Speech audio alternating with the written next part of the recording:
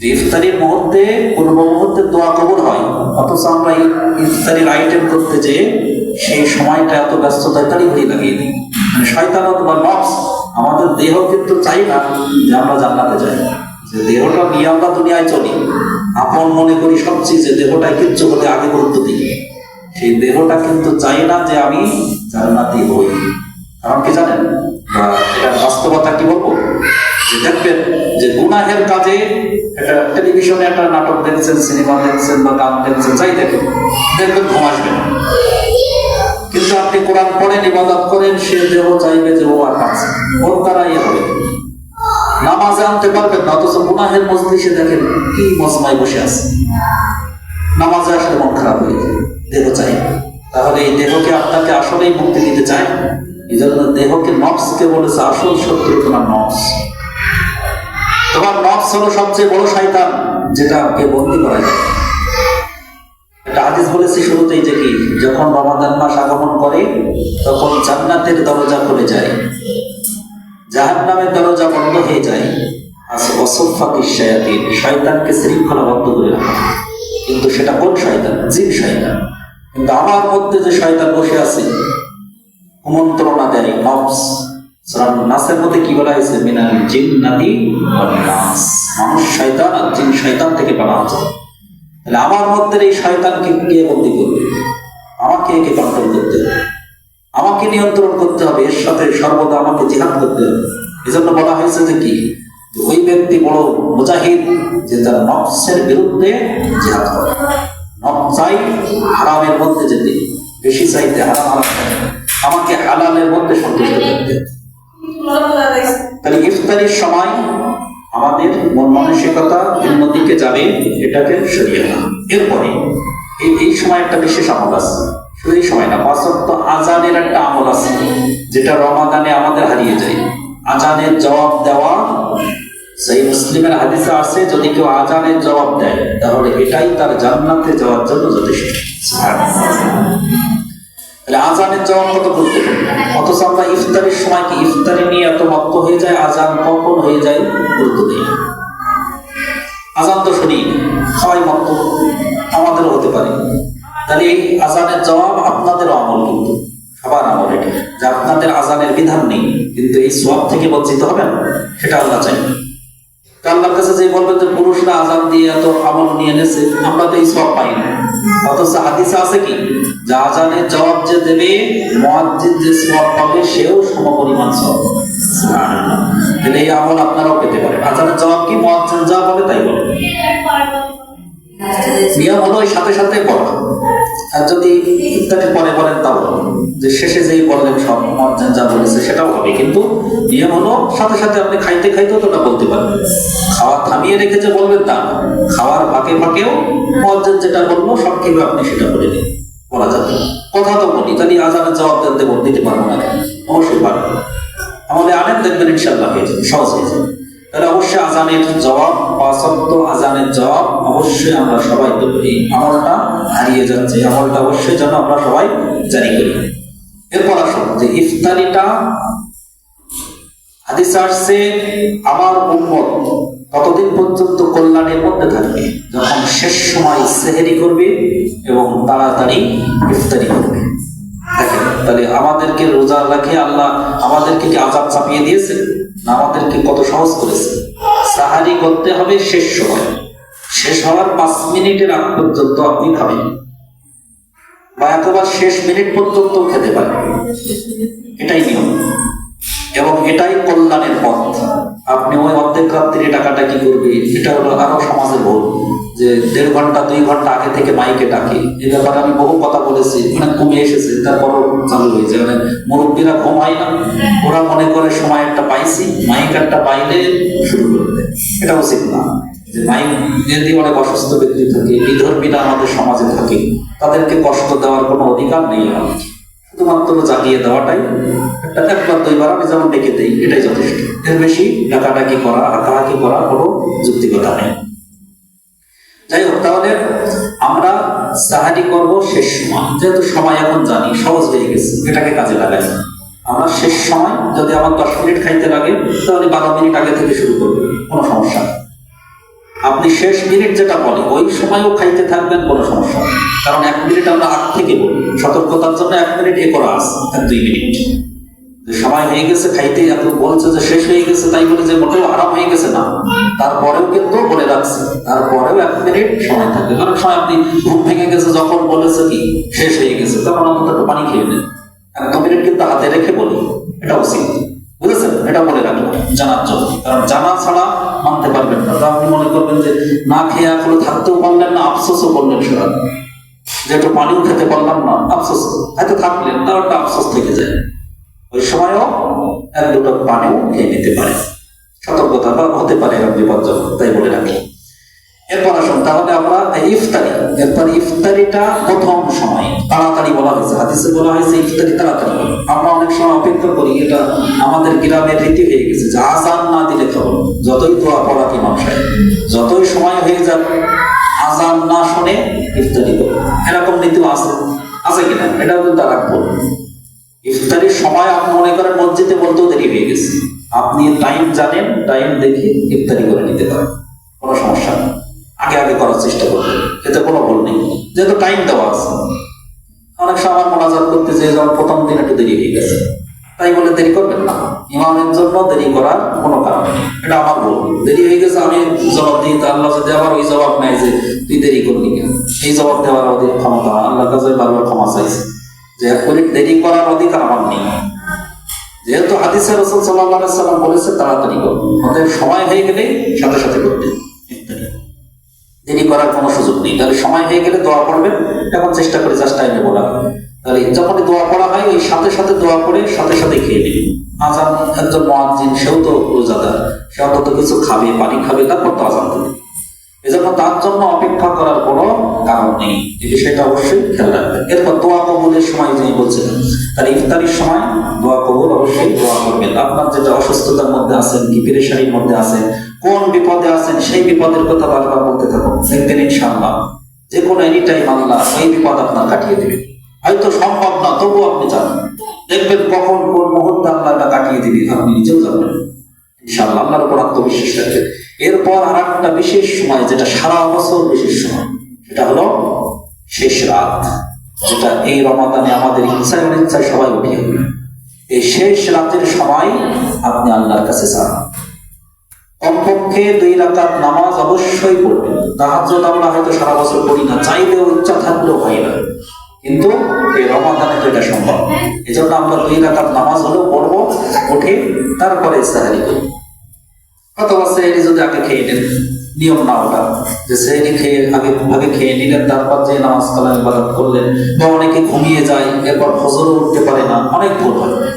শেষ সময় সেহরি খালি অনেক দিকতে করবেন, এখনো সাথে সাথে এবার আজান হয়, নামাজ পড়ে আপনি ঘুমাতে পারেন। যারা ওই 1 ঘন্টা আগে খেয়ে নেয়, এবার এই 1 ঘন্টা কি করবে, খাওয়ার পরে তো এমনি ঘুম ভাব এসেছে, এই জন্য 1 ভুলে অনেক ভুল হয়ে যায়। এজন্য একটা সঠিক করেন, শেষ সময় সাহারি খান, দেখবেন সব সঠিক হয়ে গেছে। এজন্য এই সময় বেশি বেশি দোয়া করবেন আপনার মনের যে সব, বিশেষ করে আমরা যেটা সব রোগে রোগগ্রস্ত গুনাহ রোগ থেকে কেউ মুক্ত নয়, এই জন্য এই গুনাহ থেকে বেশি বেশি আল্লাহর কাছে পানাহ চাওয়া। ইফতার করা, ইফতার অন্যদেরকে করানো একটা আমাদের এই রোজায়, যেটা অন্য সময় পাবেন না। অন্যকে ইফতার করানে একটা খেজুর হোক, সেই ইফতার করালেও আপনি কি পেয়ে যাবেন, আপনি সারাদিন রোজা রেখে কষ্ট করে যে সওয়াব পাইলেন, একজনকে একটা খেজুর দিয়ে আপনি সেই সওয়াব পেয়ে গেলেন। সুবহানাল্লাহ।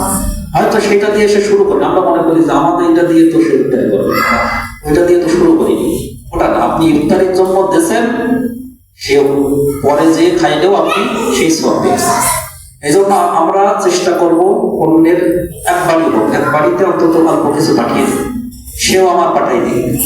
সাহাবীরা কিভাবে ইফতার করতেন দেখেন, যেই সওয়াব নেওয়ার জন্য মনে করেন 4 জন বসে আছে, 4 জনের মনে করেন 4টা খেজুর, 4 জনের কয়টা, একটা করে সবার খেজুর, সেটা বলতেন আমারটা আপনি নেন সওয়াব নেওয়ার জন্য, আর আপনারটা আপনি একটা সওয়াব, আপনারটা আর 2 জন বলতো যে আমারটা আপনি নেন, আমারটা আপনি নেন, অথবা এইভাবে 4টি পাল্টাই আরো 4টি অর্জন করে।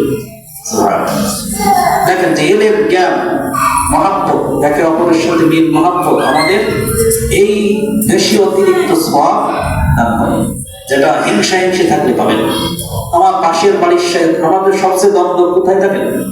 সবচেয়ে আমার বাড়ির গায়ে যে তার সাথে আমাদের দ্বন্দ্ব বেশি, এই জন্যই সব পাই না। সবার বাড়ির পাশের লোকের সাথে সবচেয়ে বেশি খারাপ আমার পাশে, ও দূর দূরান্তের লোক আমাদের খুব ভালো, অথচ আমি যখন হঠাৎ বিপদে পড়বো সে দূর থেকে একজন এসে সাহায্য করতে পারবে না, পাশ থেকে। শয়তান আমাদের এই জায়গায় দ্বন্দ্ব লাগিয়ে দিয়েছে যে আমার বাড়ির পাশে যে তার সাথে এমন ঝামেলা শয়তান পাকিয়ে দিয়েছে যে আমি মারা গেলেও সে আরো দোয়া করবে যে আল্লাহ যেন মা বাঁচে। যদি আপনি যে যায় সে সহযোগিতা করা যাবত তখন সে কি বলবে যে ওজন আর না ফিরে। শয়তান আমাদের মনের মধ্যে এমন দ্বন্দ্ব লাগিয়ে দিয়েছে, অথচ জাহান্নামে যাওয়ার জন্য এইগুলোই যথেষ্ট। হাজার আমল কাজে আসবে না যদি মনের ভিতরেই থাকে। একজন মানুষকে সাহায্য করা এর চাইতে বড় নফল ইবাদত আর নেই। বা এমন কিছু পরিস্থিতিতে নামাজের চাইতেও ওইটা গুরুত্ব দিয়েছে।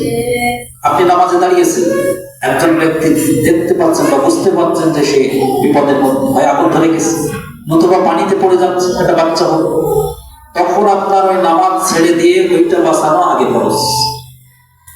এই জন্য মানুষকে সহযোগিতা করা মানুষের সমাজে এটা কিন্তু বড় আমল। এই ব্যাপারটা যেন আমরা ভুলে না যাই, এই ব্যাপারে অবশ্যই আমাদের সতর্ক থাকতে হবে। অনেক টাইম হয়ে গেছে, বেশি সময় নেব না। যেহেতু আপনাদের হ্যাঁ প্রশ্ন করতে পারেন, বলেন। প্রথম প্রশ্ন হলো যে আমাদের বর্তমানে সময় হিসেবে করা সেরি করা হয় যে 5টার সময় 4টার সময় আর এটা এই কয়টার সময়, কিন্তু কুরআনের নিয়মটা একটু বলো। কুরআনের সময় যেটা টাইম না সময় মধ্যে সুবে সাদেক, হ্যাঁ বলছি হাদিসে আছে সুবে সাদেক থেকে সূর্য অস্ত পর্যন্ত এই সময়। এখন এটা যেহেতু এখন আবহাওয়াবিদরা তারা এখন সময় বেঁধে দিয়েছে কোনটা সুবে সাদেকের শেষ সময়, এটা এখন জানা যাচ্ছে, কোনো সমস্যা নেই। এখন টাইম যেটা বেঁধে দিয়েছে এটাও ওটাই সুবে সাদেকের শেষ সময়। এরপরে সূর্য অস্তের পরে কয়টায় অস্ত যাচ্ছে এটা আন্তর্জাতিক টাইমে সব ক্ষেত্রে জানা যাচ্ছে। এই জন্য যে সময় বেঁধে দিয়েছে ওটাও মানতে পারো, অথবা আপনি যদি মনে করেন যে আমি দেখে এ করবো সূর্য ডুবে গেছে করতে পারেন।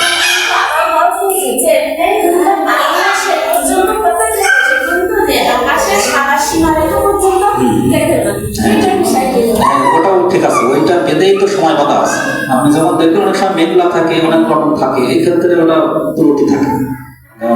কিন্তু এখন যে টাইম বাধা আছে এ তো বলবেন, এটাই সঠিক হবে।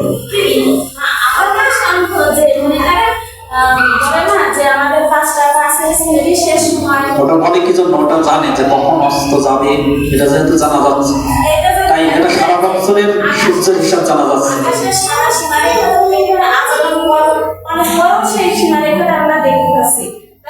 না না না এটা না, দেখতে পাচ্ছেন ওটা সূর্য দেখতে পাবে না, যেহেতু সূর্যের সাথে বলা হয়েছে। এটা বলা হয়েছে সূর্য অস্তমিত যাওয়ার সাথে সম্পর্ক, ওই টাইমের পরে কখনো আপনি সূর্য দেখতে পাবেন, ওটা সতর্ক করা আছে। ওটা ভুল নেই, যেটা বলা আছে এটা বরং আরো 2-1 মিনিট পরে বলা আছে। ইফতার যেটা করি না আমরা, ওটা মনে করেন সূর্য অস্তমিত হচ্ছে মনে করেন যে টাইমে, তাছাড়া আরো 2-3 মিনিট পরে আমরা ইফতারের টাইম দেওয়া আছে, যাতে ওটা সংশয় না থেকে যায়। প্রশ্ন পরে বাড়াবাড়ি, এটা হলো বাড়াবাড়ি, কারণ আমরা এখন টাইম নিয়ে যেহেতু এখন ডিজিটাল যুগ, এখন যদি এই যুগে নবী রাসূল আসতেন তবুও এই টাইম পেলেই চলতে, এটা অসম্ভব কিছু সেই সময় ছিল না। এই জন্য এই যখন যে উপায় আসবে সেটা কাছে লাগাবে, এটা নিয়ে কোনো তর্ক বিতর্কের কিছু নেই। তবে যেটা আছে এটা অবশ্যই সঠিক আছে, এতে কোনো ভুল নেই। এটা সবাই মেনে চলছে, সারা বিশ্বের সবাই মেনে চলছে। টাইম অনুযায়ী এখন টাইমের যুগ, টাইম মেনে চলছে। সব আলেম ওলামারা মক্কা মুকাররমা সব জায়গায় টাইম করা আছে, সেভাবেই চলছে। এ নিয়ে কোনো দ্বিমত নেই, সংখ্যায় আমার কোনো ত্রুটি নেই। যেহেতু ভুল নেই, যেহেতু আমি ইফতারি করছি আমার টাইমে না যে সূর্য পরে দেখা যাচ্ছে, এই ভুল তো হচ্ছে না, কখনো হওয়া সম্ভব না ইনশাআল্লাহ। এজন্য নিয়ে সমস্যা না। আর কোনো প্রশ্ন থাকলে বলেন।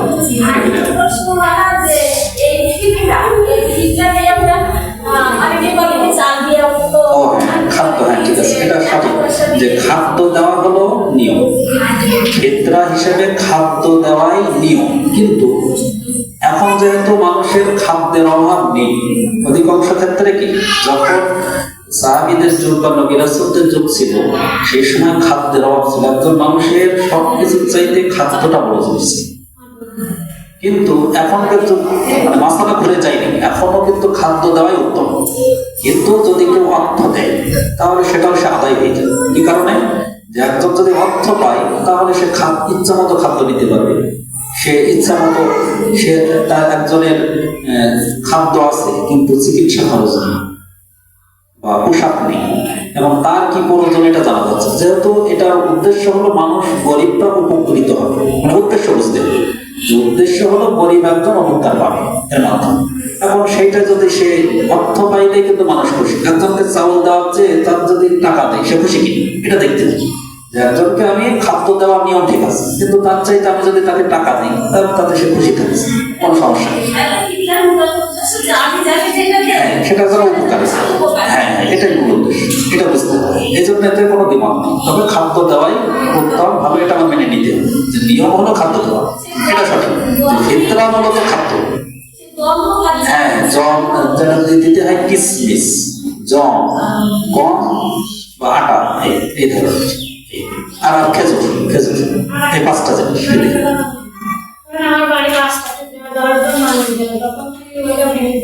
এবার ফিতরা দেওয়ার নিয়ম।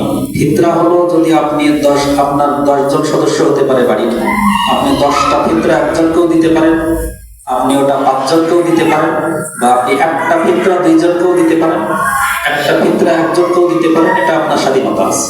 তবে নিয়ম হলো যে একজনকে এমন দেওয়া যেন সে একটা কিছু করতে পারে।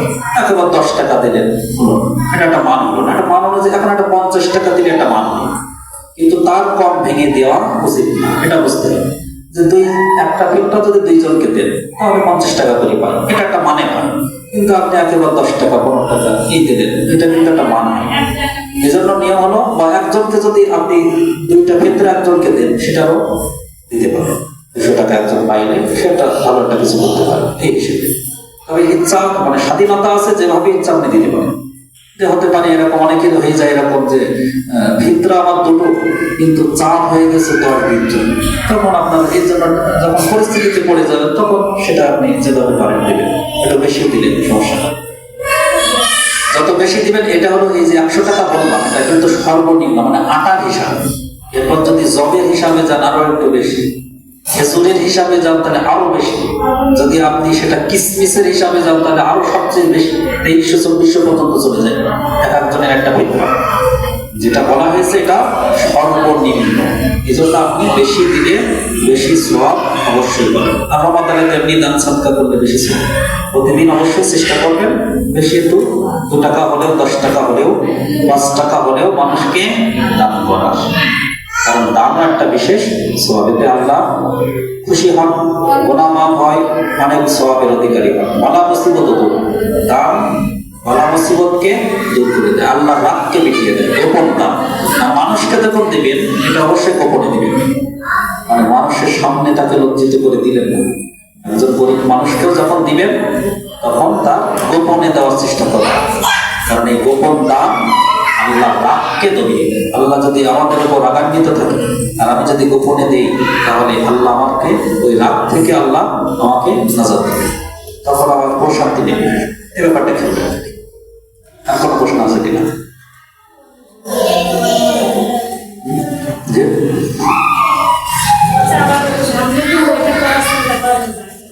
হ্যাঁ, বইটা যদি আপনারা চান তাহলে প্রত্যেক শুক্রবারে এরকম টাইমে যদি চান তাহলে আমরা রোজার মাসে একটু করলে কি একটু আমল বাড়বে, আলোচনা আসলে আমল বাড়বে। আজকে যেরকম আলোচনা হলো আমল অবশ্যই কি বাড়বে।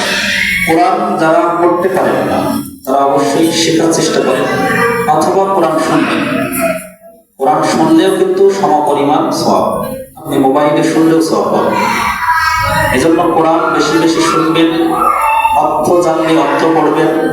কোরআনের বিকল্প ইবাদত আর নেই, এজন্য কোরআন শুনবেন, পড়বেন, বুঝবেন। আমরা যে ইমাম আবু হানিফার অনুসারী, ইমাম আবু হানিফা কি করতেন রাহিমাহুল্লাহ, তিনি দিনে একবার 1 খতম দিতেন, রাতে নামাজে দাঁড়িয়ে আর 1 খতম দিতেন, প্রত্যেক দিন রাত মিলে কয় খতম? 2 খতম। এভাবে তিনি 1 মাসে 60 খতম পর্যন্ত দিতেন।